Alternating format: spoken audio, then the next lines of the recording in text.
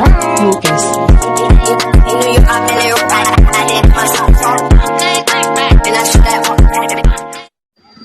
Om Swastiastu. Baik, perkenalkan nama saya Nimadiri Fajrul Fatwi dari kelas 12 PS2, absen 18. Berdirinya saya di sini sedang mengerjakan ujian praktik agama Hindu, yaitu tirtayantra ke salah satu pura peninggalan, penggusuran ataupun dahsyat. Nah, jadi yang saya pilih di sini adalah Pura Golawah yang berlokasi di Klungkung, dan itu peninggalan penggusuran.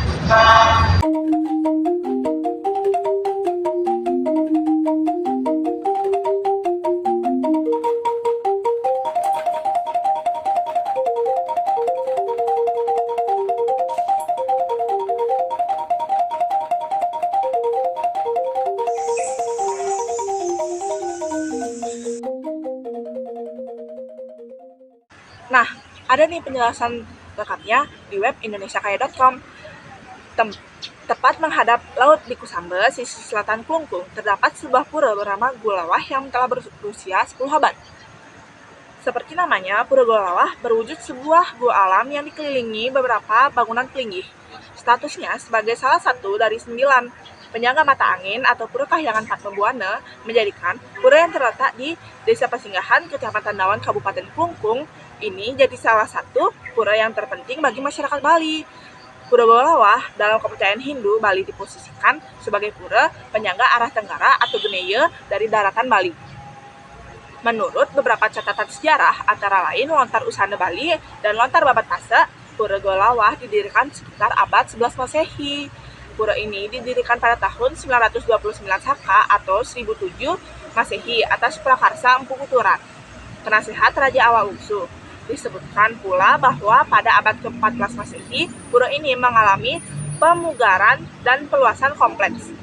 Menurut kepercayaan masyarakat setempat, lorong gua ini terhubung dengan mulut Gua Raja di kompleks Pura Besakih yang berjarak sekitar 30 km.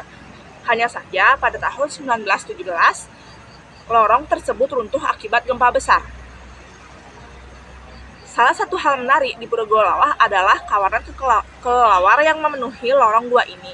Kelelawar ini sangat dilindungi oleh aturan adat setempat dan terlarang untuk diburu atau ditangkap. Hal ini membuat keriuhan suara koloni hewan nokturnal ini menjadi salah satu fenomena tersendiri yang dapat disaksikan para pengunjung. Selain itu, keberadaan relief kelelawar ini jadi salah satu gerbang atau candi Selain itu, keberadaan relief kelelawar di salah satu gerbang atau candi gelung yang memisahkan halaman tengah atau jabat tengah ke halaman dalam atau jeroan pura menjadi simbol bahwa hewan ini mendapat kedudukan yang khusus di pura ini. Golawah memiliki korelasi yang sangat erat dengan Pura Besakih di lereng Gunung Agung yang merupakan pura induk bagi seluruh umat Hindu di Bali. Menurut Lontar Prekempa Gunung Agung, Pura Golawah merupakan representasi dari kepala naga Basuki, sedangkan Pura Gua Raja di kompleks Pura Besakih mempresentasikan ekornya. Dalam mitologi Hindu, naga Basuki merupakan salah satu dari 3 naga jelmaan dewa yang diturunkan untuk menyelamatkan bumi. Naga Basuki menjadi simbol dari keseimbangan siklus yang terjadi di alam. Air menguap dari laut dan turun ke bumi menjadi hujan di gunung atau daratan yang pada akhirnya kembali ke laut. Konsep keseimbangan alam yang berkaitan erat dengan ekstensi Golawah menjadikannya pusat pemujaan terhadap Betara Tenggahing Senggara, representasi Tuhan dalam wujud pemeliharaan lautan. Di samping itu, Golawah juga menjadi tempat pemujaan Dewa Maheswara yang merupakan penguasa arah mata angin tenggara dalam mitologi Hindu Bali. Selain karena latar belakang mitologis Hindu tersebut, korelasi erat Golawah dengan Pura Besakih juga terjadi karena prosesi upacara ngaben.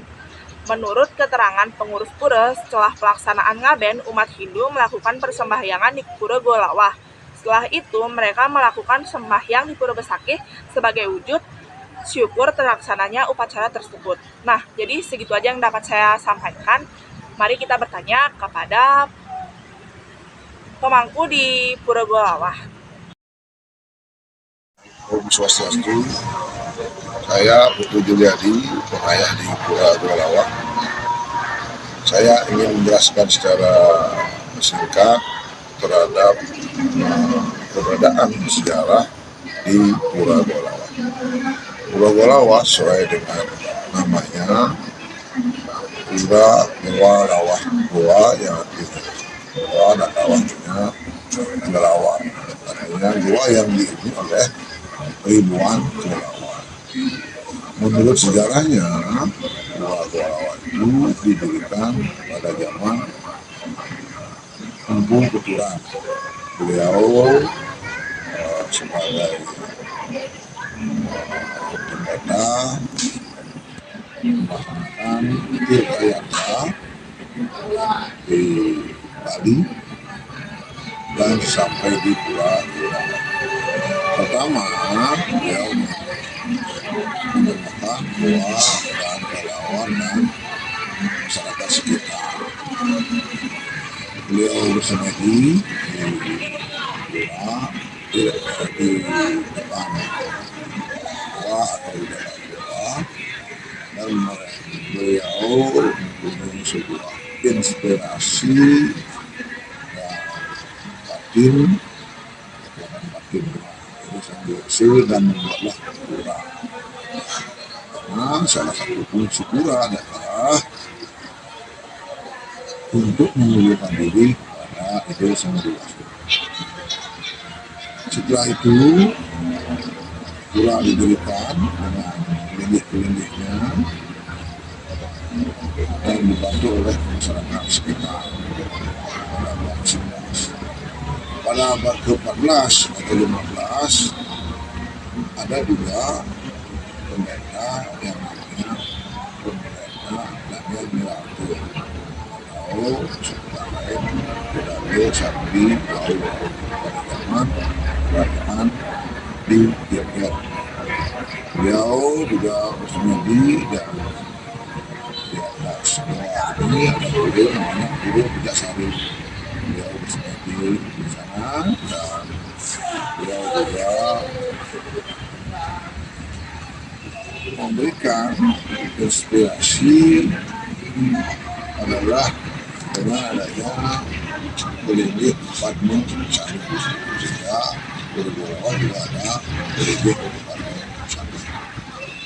Setelah itu kita ketahui gua ini terletak di Desa Singahan yang menjadi pos yang terdiri dari 5 kodam dengan dewa yang berstana adalah Dewa Maheswara,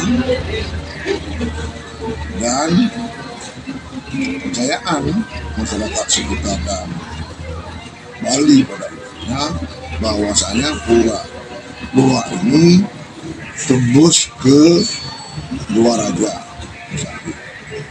Ketika didirikan pura ini ada upacara tabuhrah, sambungan ayam. Salah satu ayam itu lari ke dalam, tidak dapat ditangkap, konon munculnya di Goa Raja. Sehingga kepercayaan masyarakat masih mempercayai bahwasanya goa ini tembus ke Goa Raja. Hanya kasat mata kita hanya bisa ke dalam goa sepanjang 50 meter, tetapi goa itu mengecil, ada lubang yang kecil ke arah utara. Setelah itu juga pura ini adalah salah satu pura Satkayangan yang ada di Bali yang terletak di arah tenggara. Ini dengan istana seperti apa yang saya sebutkan adalah Dewa Maheswara, dan tempat goa ini juga adalah dipercayai adalah tempat jalannya Sang Hyang Naga Basuki yang penjaga di Besakih ketika bersucian ke laut melalui poros ini, poros goa, sehingga ornamen-ornamen banyak naga, dan juga di dalam goa ular piton yang masyarakat sekitar menyebutnya pelian yang disadarkan kalau berada di darat. Mungkin itu dulu.